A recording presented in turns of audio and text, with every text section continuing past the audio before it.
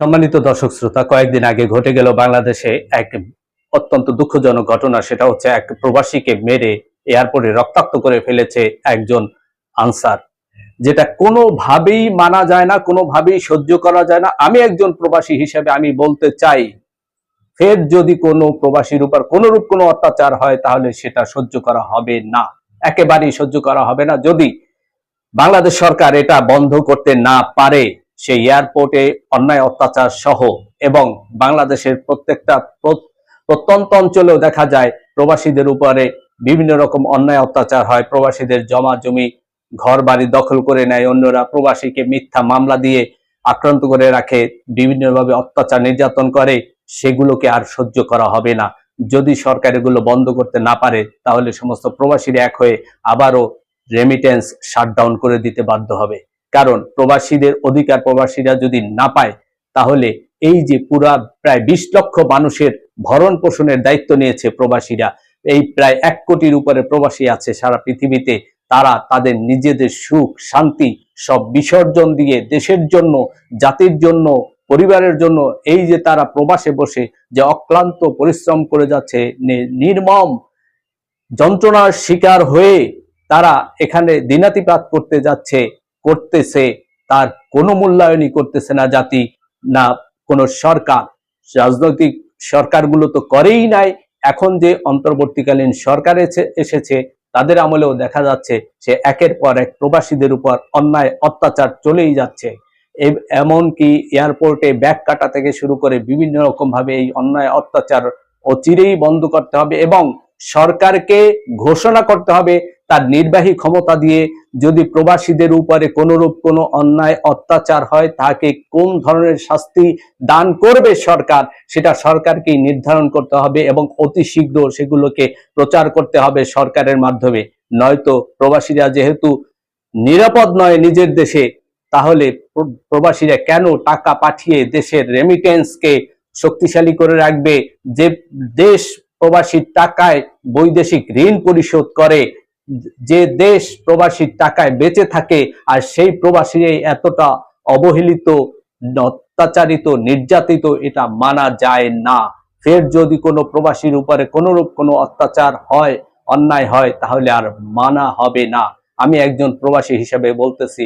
আর আপনারা প্রবাসী ভাইরা, আপনারাও যে যেখানে থাকেন সব সময় সেই দেশের আইনকে মেনে চলবেন, এবং বাংলাদেশে গেলেও বাংলাদেশের আইনকে মেনে চলবেন, যাতে প্রবাসীরা কোনো দোষারোপের শিকার না হয়, এবং প্রবাসীরা যাতে ভালো থাকতে পারে, প্রবাসীরা যাতে পুরো জাতিকে নেতৃত্ব দিতে পারে, সেজন্য প্রবাসীদেরকেও সবকিছু মেনে চলতে হবে, ভালোভাবে চলতে হবে।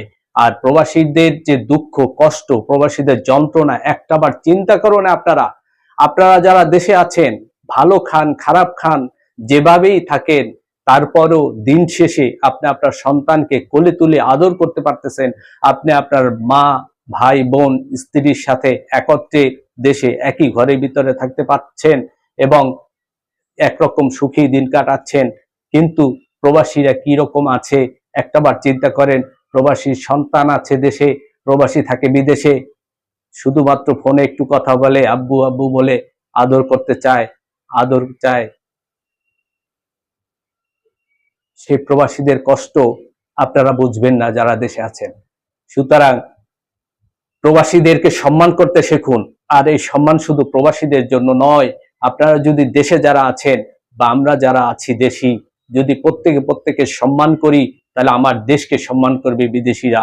যদি আমরা নিজেরা আত্মকলহ করি, তাহলে সারা পৃথিবীর মানুষ আমাদেরকে ঘৃণা করবে, এখনো করে। সুতরাং আমরা আমাদের জাতিকে মাথা উঁচু করে দাঁড়া করানোর জন্য যা করা উচিত, সমস্তরা এক হয়েই সেটা করতে হবে। দেশি প্রবাসী সবাই এতটা বছর দেশের ভিতরে ছিল, দেশের ভিতরে ষড়যন্ত্র চলছে, জাতিকে দ্বিধা বিভক্তি করে রাখা হয়েছিল, যে জাতিটা যাতে কোনোভাবে শিক্ষিত না হতে পারে, এরকম ভাবে অশিক্ষিত থাকবে, মূর্খ থাকবে, তারা বিদেশে যাবে, অন্যায় অত্যাচার করবে, আইন শৃঙ্খলা মানবে না, বুঝবে না, এটা বাংলাদেশের বদনাম সৃষ্টি হবে। সেই দিন চলে গেছে। এখন আমাদেরকে সচেতন হতে হবে। আমাদের সর্বপ্রথম হচ্ছে আমার দেশের মান সম্মানের দিকে তাকাতে হবে, তারপর আমার ব্যক্তির মান সম্মানের দিকে তাকাতে হবে, যাতে কোনরূপ আমার দেশের অপমান না হয়। কারণ আমার বাংলাদেশটাই আমার সর্বশেষ ভরসা, সর্বশেষ থাকার স্থান। ওখানে আমাকে যেতেই হবে, আজ যাই আজ যাই কাল যাই। সুতরাং আমার দেশকে সর্বোচ্চ রাখতে হবে, পৃথিবীতে মাথা উঁচু করে রাখতে হবে এবং প্রবাসীদের অধিকার দিতে হবে, প্রবাসীদের ভালোবাসা দিতে হবে এবং প্রবাসীরা যেরকম দেশবাসীকে ভালোবাসা দেয়, যেহেতু প্রবাসীদের সারা পৃথিবীতে সারা বছরের প্রত্যেকটা দিনই প্রবাসীদের সমান, সেই কাজ আর কাজ, সেই কাজ আর কাজ, খেয়ে না ঘুমিয়ে না পড়ে ক্লান্ত পরিশ্রম করে যাচ্ছে আইনের শৃঙ্খলে বেঁধে। সেখানে বিভিন্ন দেশে বিভিন্ন দালালের মাধ্যমে গিয়ে বিভিন্ন নির্যাতনের শিকার হয়ে এরকমের তারা নির্যাতিত হয়ে যাচ্ছে, কিন্তু প্রবাসীরা নিস্তার পাচ্ছে না। এত কষ্টের পরেও যখন নিজ দেশে ফিরে একজন প্রবাসী যখন টিকিট কাটে বা টিকিট কাটার আগে যখন প্ল্যান করে দেশে যাবে, সে দেশে কিভাবে যাবে, গিয়ে কি কি করবে, কোন আনন্দ করবে, এগুলো তার মনের ভিতরে একটি স্বপ্ন খেলতে থাকে। তাই প্রবাসীরা যখন ঘন্টার পর ঘন্টা প্লেনে জার্নি করে যখন নিজের দেশে যায়, মনে করে যে আমি আমার স্বাধীন দেশে এসেছি, তাই আনন্দে উদ্বেলিত থাকে। তাই প্রবাসীরা হয়তো যদি টুকটাক ভুল করেও থাকে, কিন্তু কোনো আনসারের পক্ষে সম্ভব নয় কোনো প্রবাসীর গায়ে হাত দেয়া। এটা একেবারেই সহ্য করার মতো নয়, একেবারেই মেনে নেয়ার মতো নয়। তাই কোনোভাবেই প্রবাসীদের অন্যায় অত্যাচার মেনে নেওয়া হবে না। সামনে আমরা দেখবো ইনশাআল্লাহ। আমরা চাই সরকারের কাছ থেকে এরকম একটা ঘোষণা আসুক যে প্রবাসীদের উপর অত্যাচার করলে কোন ধরনের আইন, প্রবাসীদেরকে মিথ্যা মামলায় ফাঁসালে কোন ধরনের আইন, প্রবাসীদের জায়গা জমি যদি দখল করে নেয় তাহলে কোন ধরনের আইন, এরকম আমরা আইন চাই। কারণ প্রবাসীরা নিরীহ, তারা বিদেশে থাকে, তাদের দেশি যারা আছে তাদের কাছ থেকে অত্যাচারিত হয়। তাই সরকারের কাছ থেকে এরকম একটা আইন চাই। এবং প্রবাসীদের দাবির উপরে আমি একটা ভিডিও অতি শীঘ্রই হয়তো দিব।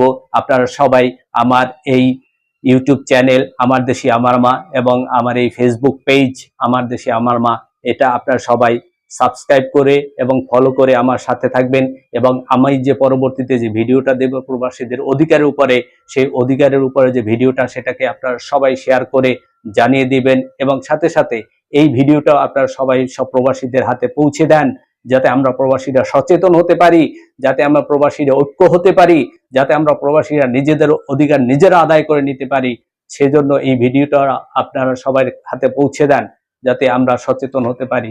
এবং এই যে এরপরে যে ভিডিওটা আমি ছাড়তেছি প্রবাসীদের অধিকার নিয়ে, সেই ভিডিওটা আপনারা সবাইকে জানিয়ে দিবেন, দেখিয়ে দিবেন, যাতে আমরা ঐক্যবদ্ধ হয়ে আমাদের দাবি আমরা আদায় করতে পারি। সেই দাবিগুলো যদি আদায় হয়ে যায় তাহলে প্রবাসীদের কোনো দুঃখ থাকবে না। আমার প্রথম এবং 1 নম্বর দাবি হচ্ছে, সেটা হচ্ছে প্রবাসীরা বিদেশে যেখানে যে অবস্থায় মারা যাক না কেন, প্রবাসীদের দেশে এনে পরিজনের হাতে তুলে দেয়া সরকারের কাজ। কারণ প্রত্যেকটা দেশেই সরকারের এম্বাসি আছে, হাইকমিশন আছে। সুতরাং এটা প্রবাসী সরকারের কাছে খুবই সহজ ব্যাপার।